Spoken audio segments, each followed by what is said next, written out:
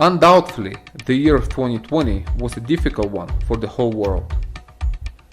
Having spent most of the year under house arrest, locked inside their own countries, people realize how suddenly the world can change.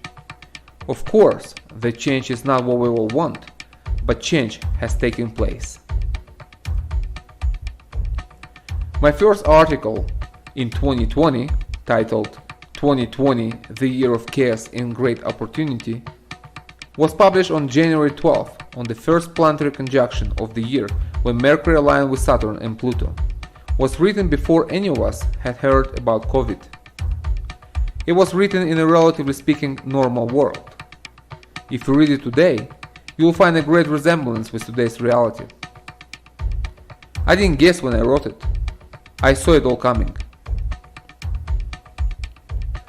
I could continue in the same spirit and say more about what I see coming down the pike, but I prefer not to end this year on a bleak note. Instead, I want to highlight the good in the bad and leave you with hope for the future.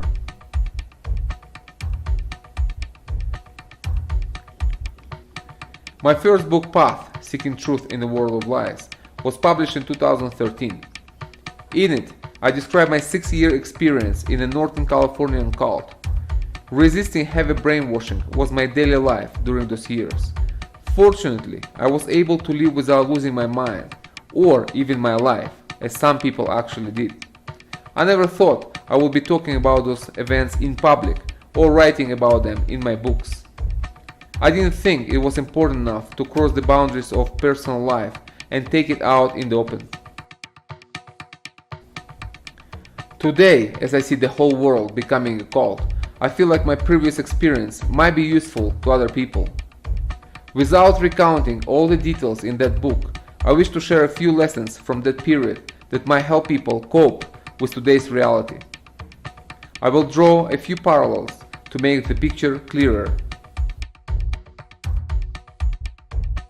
One of the main notions we have had in the cult was that if student leaves, which means ending the membership, their spiritual evolution ends.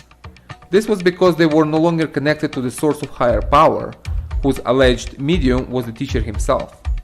Thus, fearing the worldly darkness, students circle around him like flies around candlelight. The guru loved attention and all that came with it. Fortunately for me, before joining the cult, I had already had years of experience with psychedelics and knew the source of light was within me. I need to find a way to reach down deep enough in order to hold on to it in daily life. In the cult, I was told that psychedelics were not essential in order to reach the higher state of consciousness, described theoretically by George Ivanovich Gurdjieff, founder of the Fourth Way system, which was the basis for the cult's dogma. In truth, I maintained my sanity during the years of brainwashing via the use of psychedelics such as MDMA and sometimes LSD. I see much in common between the cult brainwashing and today's reality, and feel a duty to my fellow human beings to tell them about the importance of psychedelic experience. Psychedelics have the power to disconnect a person from the fear matrix to which many are connected via the mainstream media. The corporatized media is a sewage pipe designed to deliver crap to your mind.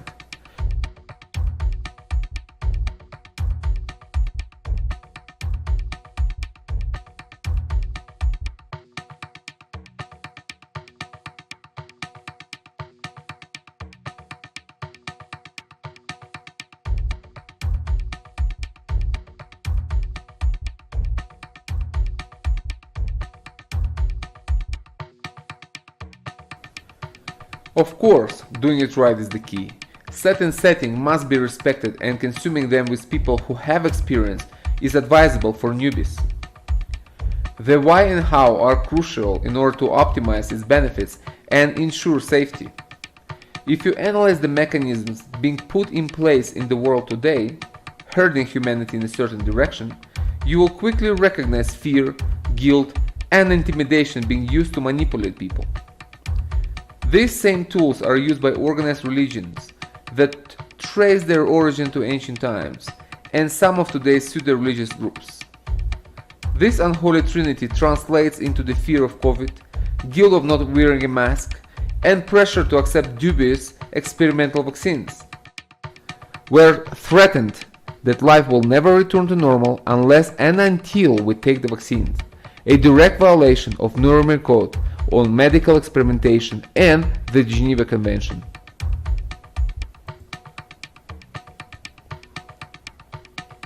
The Nuremberg Code was used to convict Nazi doctors of outrageous atrocities in violation of the universal right of informed consent, true crimes against humanity.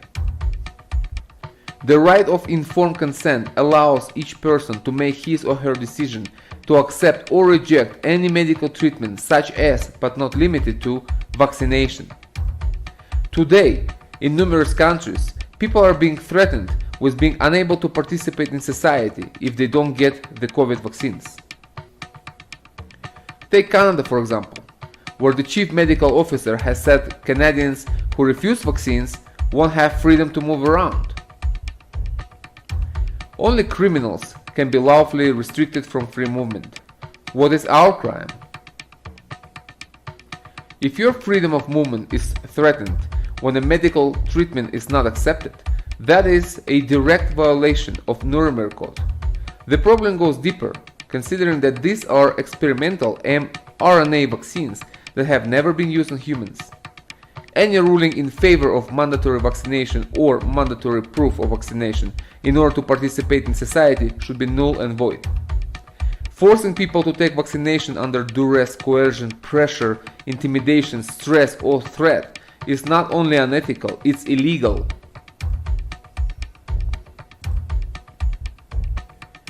A person's judgment is always compromised under stress. The amount of fear injected in society today is perhaps equal to or even greater than during the World War II, when actual bombs dropped on people's heads.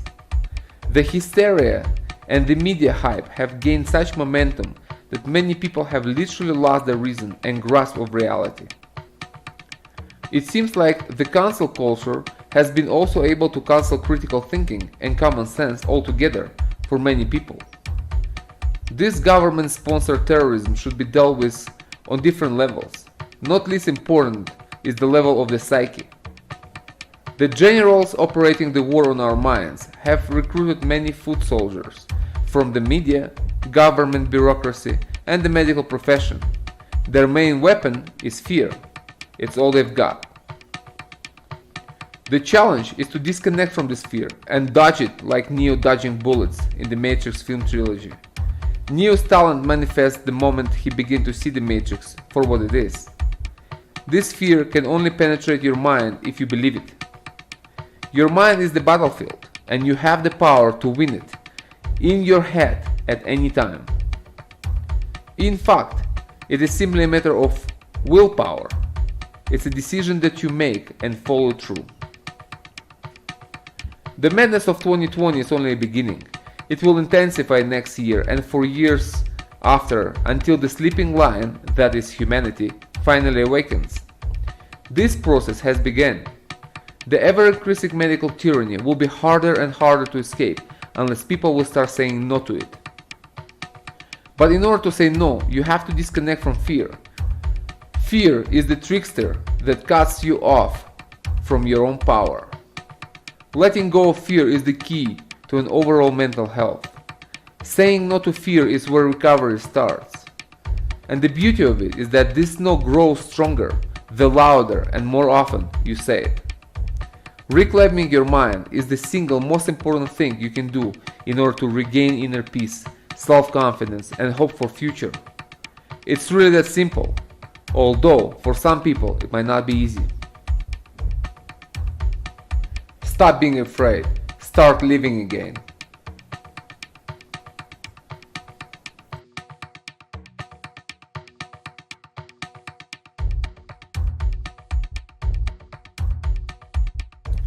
I think the 21st year of 21st century will mirror the previous year. Restrictions on personal freedom that erode all liberties will intensify. Weaponized lockdowns designed to destroy economies and impoverish the people, and a more aggressive and intrusive police state should be expected.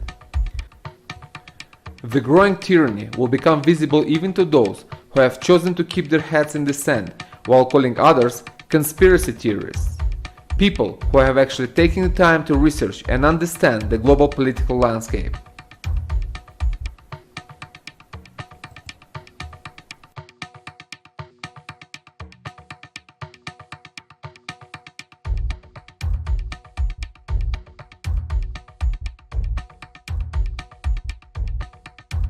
At the same time, I believe, a great awakening will gain momentum and massive protests will flood public squares and streets worldwide. More and more, the word "no" will be heard everywhere. The ruled will rise up against the rulers. A grassroots movement towards freedom and liberty will be unstoppable. Populism is the answer since it unites all people regardless of race, religion, political views, and social status. When your livelihood is threatened and your family is at risk of starvation, nothing will stop you from fighting.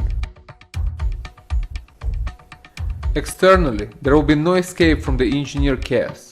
2020 was just a taste, an appetizer from the New World Order's menu. Its main course is the Great Reset, which is in fact a Great Depression, an engineered collapse of the world economies in order to bring about the New World Order, the Medusa with many ugly faces which will control our lives, a future in which you will own nothing, not even your body.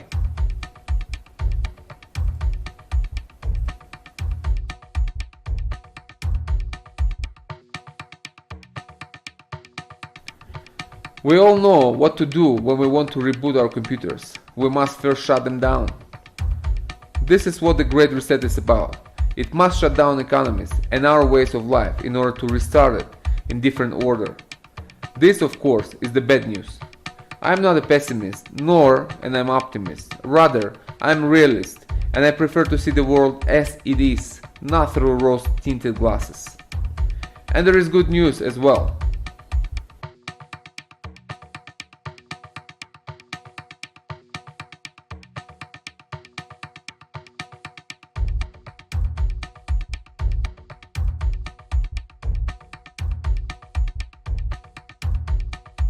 There is always a way to stay calm in the middle of a hurricane, and this way is inward, into the core of yourself, where you find your true connection with the universe. This is the source of your inner peace. Psychedelics, when are used responsibly, can lead you in this direction and help you maintain your sanity in an insane world. Resistance to tyranny makes you stronger, and making a stand in life is what matters at the end of the day. It's the nourishment for your soul. There are few books that one must read in one's life. One of them, in my opinion, is George Orwell's dystopian novel 1984. Published on June 8, 1949, it describes our society today. An insight into the future is certainly possible.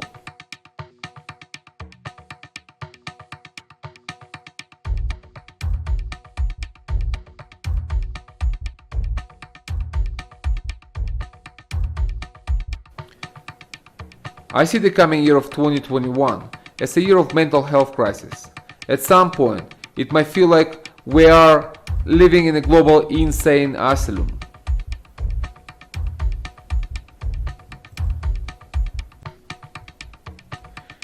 Like radioactive fallout, the economic and psychological consequences of 2020's dictatorial lockdowns will start falling back on society, causing extreme poverty, starvation, and despair.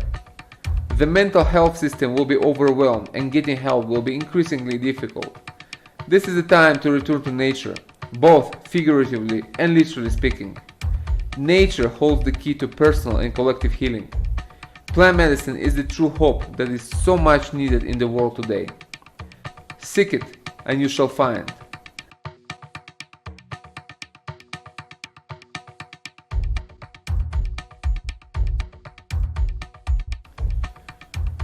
It might sound a bit ironic to wish you a happy new year after all that has been said. Nevertheless, I do sincerely wish it to you and to all of humanity in which I believe and of which I am a part. We either break or grow stronger under pressure. Looking back at my cult experience, I realize I gained strength, overcoming and resisting it. The same is true today. Mental resistance to the world madness will make you stronger as well.